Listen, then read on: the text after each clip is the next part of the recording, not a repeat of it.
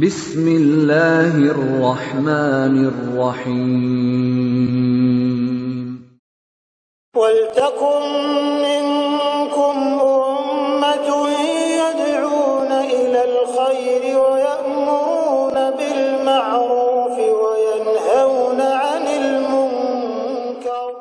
Assalamualaikum warahmatullahi wabarakatuh. Saf ini kita bahas karena sesungguhnya kaum muslimin kalah dan menangnya itu tergantung dari rapinya safnya. Mundurnya kaum muslimin dalam kehidupan sekarang ini di tengah-tengah pergulatan keumatan, satu penyebabnya ya sekalian karena umat kaum muslimin ini sudah tidak mau lagi bersaf dengan rapi. Sesungguhnya Rasulullah dengan para sahabat beliau jumlah di awalnya tidak terlalu banyak, tapi kemenangan didapatkan karena safnya itu rapi. Safnya rapi sehingga ya sekalian, innallaha, sesungguhnya Allah Subhanahu wa taala yuhibbu, mencintai orang yang dalam keadaan yuqatiluna fi saf, dalam keadaan berperang dalam saf-saf yang rapi. Kita semua sekalian jangan diartikan saf dalam solat berjamaah ini sebagai berhenti dalam saf berjamaah, tapi yang paling penting bagaimana bersaf dalam kehidupan. Ya, masjid ini punya saf, RT RW itu saf sebenarnya. Ya, berbangsa bernegara itu adalah sebenarnya saf. Oleh karena itu di dalam masjid kita bikin saf rapi, itu 5 kali sehari semalam kita latihan. Itu bukan harus berhenti di situ bahwa di masjid saya kita rapi, tetapi sesudah kita keluar dari masjid tidak ada asarus sujudnya, asarus safnya, bekas dari kerapian kita membentuk saf. Dalam saf itu kita membentuk yang paling depan. Jangan suka mengambil saf kedua kalau memang bisa saf pertama, ya Pak. Artinya kalau ada kesempatan kebaikan, kesolehan yang lebih baik dan lebih utama, jangan suka berhenti yang biasa-biasa saja. Kalau bisa menjadi pemenang nomor 1, jangan pemenang jadi nomor 2. Ya. Umat Rasulullah SAW sebagai khaira ummah, itu salah satu kekuatannya menjadi umat terbaik, merapikan saf. Ada yang mengatur dan siap diatur. Ada yang mengatur dan ada yang siap diatur. Ya, sekalian dirahmati oleh Allah Subhanahu wa taala, ya, kepemimpinan kaum muslimin hari ini kalah. Penyebabnya sekalian karena kaum muslimin tidak memaknai, gagal meluruskan safnya dalam saf kehidupan. Kita pada hari ini insyaallah kita coba mengambil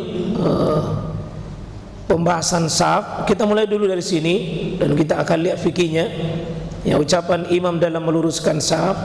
Ya, kita melihat bagaimana saf ini semua dimulai dengan kata perintah. Ya, aqimu sawu. Ini kalau antum perhatikan fikihnya, aqimu sufufakum, ya, termasuk watarasu,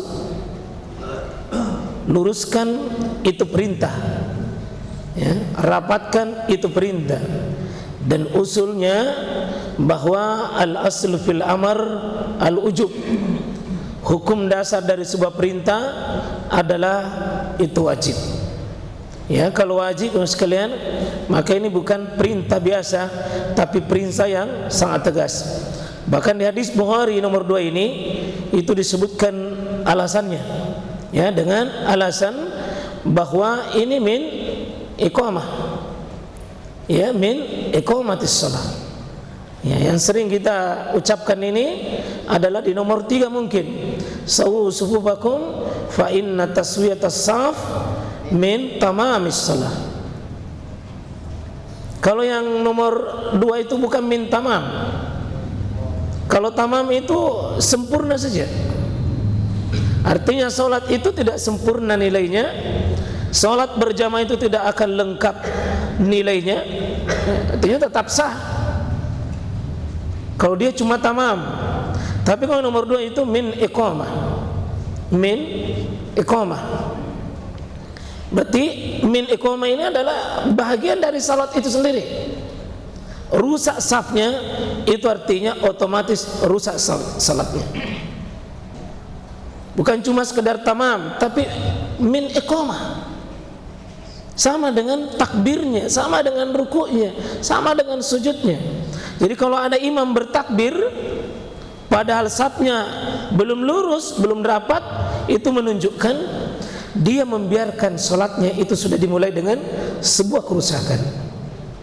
Kalau ada imam yang meremehkan tentang perkara ini, ya, maka itu menunjukkan, ya, menunjukkan membiarkan itu di dalam ketaatan. Ya, coba antum lihat yang keempat ini sama, masih tetap sama ini, sama. Aqimu qimu ya, aqimus saf fis shalah fa inna iqamas saf. Ini ada kata min husni. Ya, tadi min iqamah, min tamam, min husni. Husni itu baiknya, ya, baiknya saf itu. Artinya saf yang paling terbaik adalah lurusnya. Ya. Di nomor 5 ini juga sama, istau. Bahkan bukan cuma perintah ini, tapi sudah ada larangan. Ini adalah wala tahtalifu. Jangan berselisih. Jadi diperintah dengan tegas, istau, luruskan, dan ditegaskan larangannya. Bahkan akibatnya pun ada fanya di belakang, fatahtalifah qulubukum. Ini resiko, Pak. Jadi bukan cuma sekedar perintah, ada 3 di sini. 1 diperintah, yang kedua dilarang sebaliknya, sekaligus yang ketiga resikonya berat. Fatahtalifah qulubukum. Ya, fatahtalifah qulubukum. Ini kalau kalian lurus pasti baik. Jangan kalian bengkok. Sebab kalau anda bengkok, berselisih dalam saf, maka hatimu akan berselisih. Jadi bengkoknya saf itu, Pak, memancing kerusakan kaum muslimin. Bengkoknya saf, tidak rapatnya saf, tidak lurusnya saf, tidak sempurnanya saf, itu membuat hati kaum muslimin rusak. Dan ketika ini yang kaum muslimin kulubnya rusak, maka kericuhan gampang terjadi. Ya, ketika fisik rusak, hati akan rusak. Ini tidak main-main, Pak. Karena fisiknya yang kaki ada yang maju duluan, ada yang mundur, bahu tidak rata, kemudian ada yang tidak rapat, itu mempengaruhi apa? Kata Nabi, fatahtalif qulubukum. Hatimu akan berselisih. Itu menyebabkan, ya sekalian, persaudaraan susah terbangun. Komunikasi kaum muslimin itu susah terbangun. Ya, persatuan kaum muslimin akan susah terbangun. Dan ini adalah awal sebuah kekuatan. Maka melemahnya saf itu artinya melemahnya kaum muslimin.